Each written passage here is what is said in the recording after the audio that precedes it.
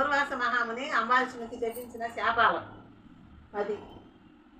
మొదటి జన్మలో చేపగాను, రెండో జన్మలో తాబేలుగాను, మూడవ జన్మలో పందిగాను, నాలుగవ జన్మలో సింహముగాను, ఐదవ జన్మలో వామనుడుగాను, ఆరవ జన్మలో క్రూరుడవు బ్రాహ్మణుడుగాను, ఏడవ జన్మలో మూఢుడైన రాజుగాను, 8వ జన్మలో రాజ్యము కానీ సింహాసనం కానీ లేనట్టు రాజుగాను, 9వ జన్మలో పాషాండ మతస్థుడు గాను, 10వ జన్మలో పాపబుద్ధి గల దయలేని బ్రాహ్మడు గాను పుట్టుదుగాక అని చెప్పించిన.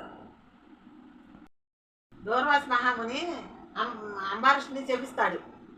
చెప్పించగానే అంబారీషుడు భయమేసి విష్ణుమూర్తిని ప్రార్థిస్తాడు. అప్పుడు ఈ విష్ణుమూర్తి అంబారీషుని హృదయంలో ప్రవేశిస్తాడు. ఈ పెట్టిన శాపాలన్నీ విష్ణుమూర్తికే వినపడతాయి. అవన్నీ విష్ణుమూర్తే అవతారాలు ఎత్తాడు. అంబారీషుడికి ఏమీ తెలియదు.